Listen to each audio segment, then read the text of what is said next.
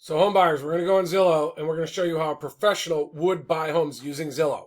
I'm a real estate broker and attorney. I have lots of videos in this course, or really good videos in this course, about how to buy the best homes in an area.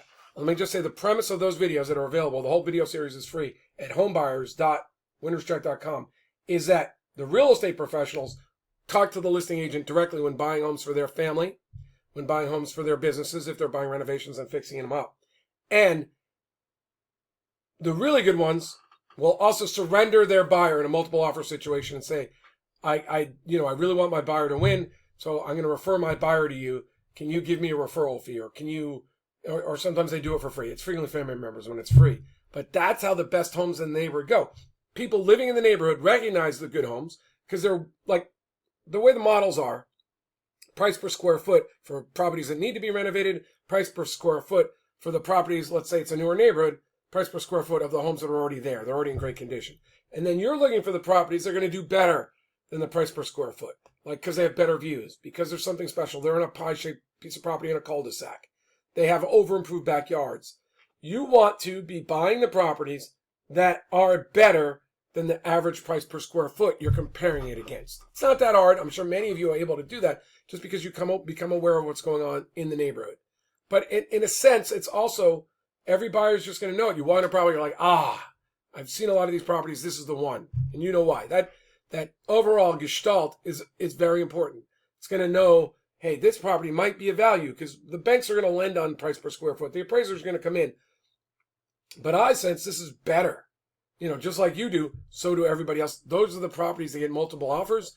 Those are the properties I would submit to you. You're either going to way overpay with a buyer's agent, or you're going to go to a listing agent, and you're going to keep yourself protected, but you're going to go to the listing agent and you're going to buy the property with them. You're going to ask them a series of questions. You're going to develop rapport. That's in other videos. But I'm now going to talk to you about how to set the stage on Zillow for that. The training is at homebuyers.winnerscheck.com, but this is actually where we start. So I'm going to type in Carlsbad. I used to live there. I now live in Poway.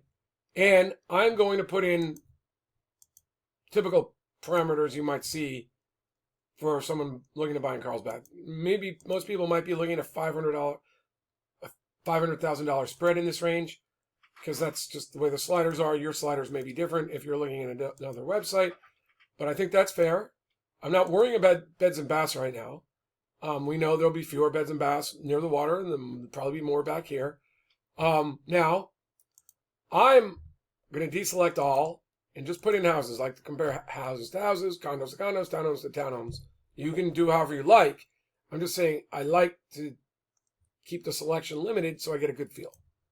Now, I'm going to start with agent listed, because this would be like the MLS data. This is what I'm most this is what I typically look at. I think most agents do. You look at homes that are going to be for sale, and I'll do a separate coming home search for sure. I'll explain that to people who are clients. Auctions and foreclosures. There's not many foreclosures in California right now.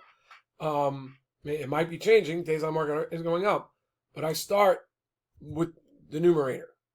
No, what am I calling this? I'm starting with the big number. So this would be the denominator. I'm looking at pending and for sale, and then I'm going to hit apply. I'm going to do 61. Now, I'm going to go right back in. And I'm going to take pending out of there. And I'm going to see it's 43. So I'm going to just rough it out. There's about 20 houses, a little less than 20 houses that are pending. So that means I would expect most of those have been gone under contract in the last month. So we're selling about 20 homes a month in this price range in Carlsbad, and there's 43. So I'm going to roughly call that a 2-month supply. That's clearly still a seller's market. Now, is it hopeful? Yes, because I've sometimes seen 20-day supplies in Carlsbad using MLS data. It's not total apples to apples, but at least there's some good homes to choose from. I suspect that you'll be happy. I mean, there have been markets where you just take anything you get into. Now I think you can be a little bit more selective. So it's good news for buyers to some degree. So now I'm looking through here, and I would tell you that I would click around and I'd confirm. I know this listing agent, so I'll talk about this. Yeah, it's Skip. So I used to live in Bressy Ranch, so that's how I know Skip. So I'm looking at this property, and I'm going to see how many days are on market. 5. So the properties I'm interested in, I'm going to see, if there's any hanging out 30, 40 days, I'm going to get a little suspicious. If I see a few, I'm going to think the market must be slowing down, right? If it's a strong market. But if I've seen that there's too much supply, I'm going to think these 5-day homes, this is probably pretty normal. But I'm going to click around and confirm that. Make a mental note that I like this, or save it. I'm not going to be concerned about the Zestimate that much because I know that this thing adjusts to the list price rather quickly from my own experience. It could be off. You list it, all of a sudden, that's what it is because their algo knows, hey, it's going to close near the list price. They don't want to look stupid. So they say, hey, look at how great our algo is. We estimate the price well. So they move it up very close to the price. So if I'm looking at a house not on the market, that's useful information. This is distorted by the listing in my experience. I'm looking at the price history. I want to know, especially if it's been renovated. So we'll see if maybe was bought 3 months ago and now it's back on the market for a lot more. I'm going to go look in and say, oh, look, they've renovated it. Monthly payment's always interesting. I don't know that I want to get pre-qualified, but maybe I'd give Zillow a shot at me. But I'll tell you what I won't do. I'm not going to hit contact agent because there's a super strong chance, like 9 times out of 10, maybe 99 out of 100. Now, when I hit contact agent or request a tour, it's going to send me to a buyer's agent. I want to talk to Skip.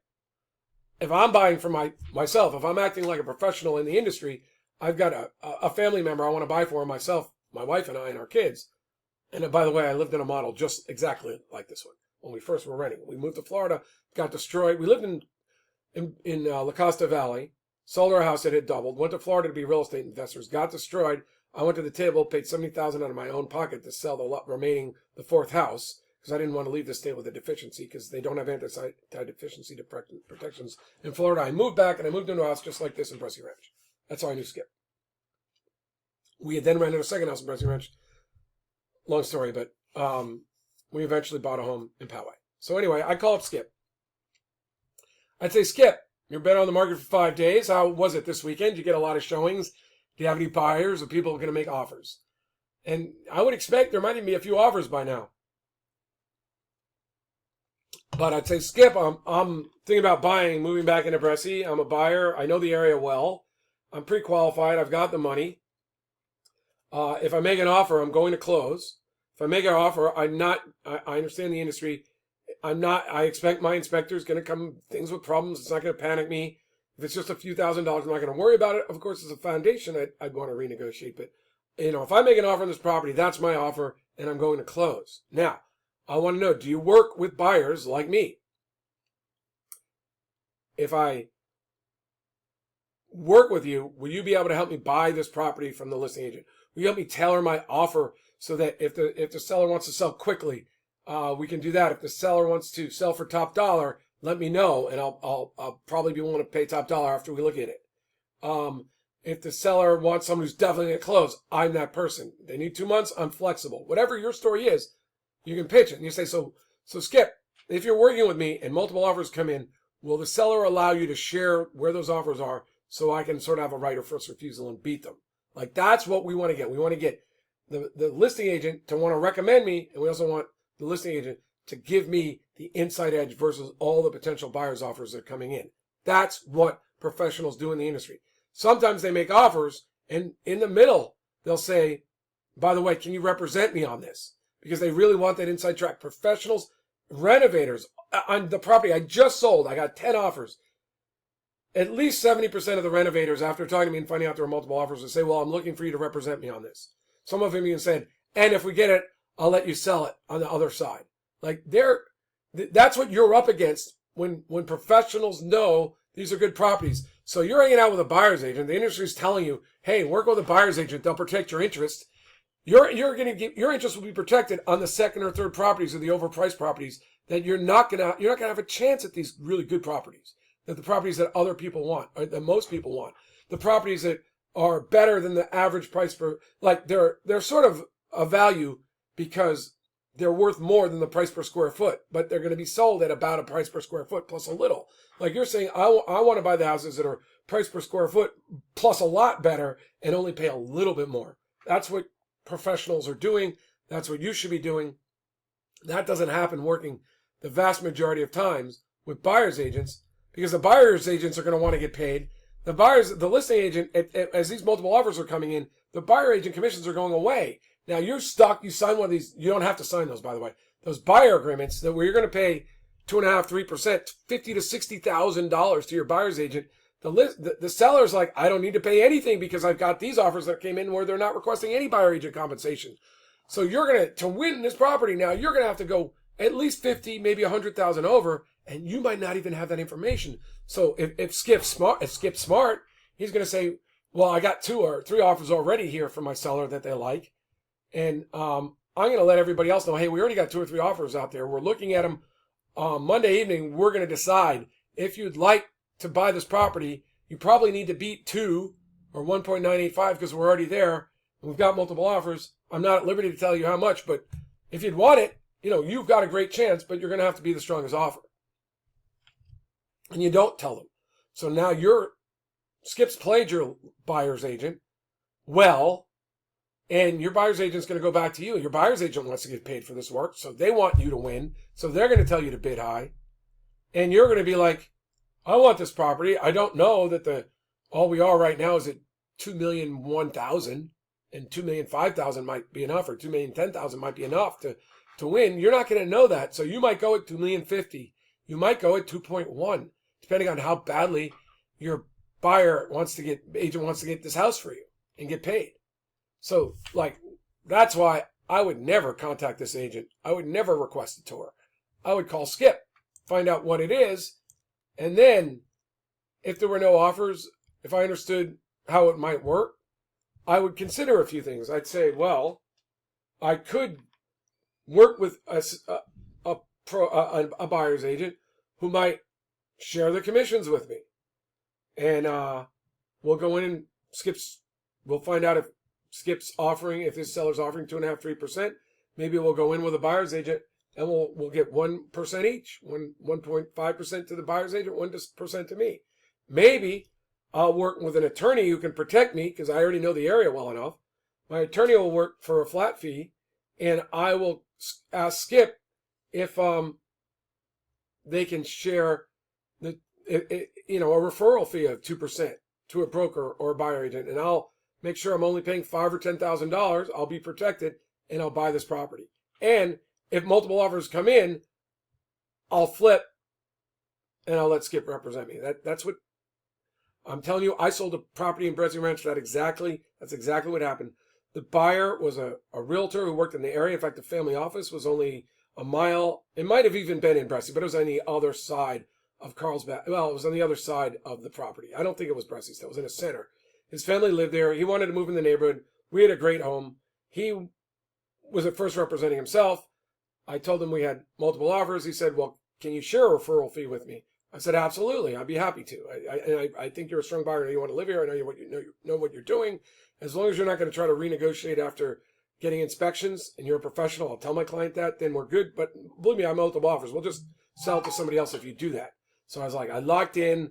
I told my seller even recognized the family. The office was nearby. My seller's like, fine. If you think they're not going to try to renegotiate or pull a fast one, if you think you're strong, I'd be happy to work with them. And as we were discussing this, he asked me again, when I called him again, any more offers coming in? I go, yeah, 3 more came in. True story. We had an open house. Offers came flying in. He goes, John, I want you to represent me. Like someone who knew the area, lived in the area, could buy all the homes. He was like, I know how this works. This is a great home. I want it. My wife loves it.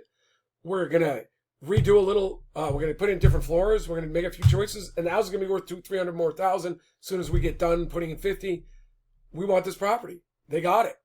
Like that's what you're up against. If you're trying to work with a buyer's agent on a good property, you've got very little chance in a multiple offer situation.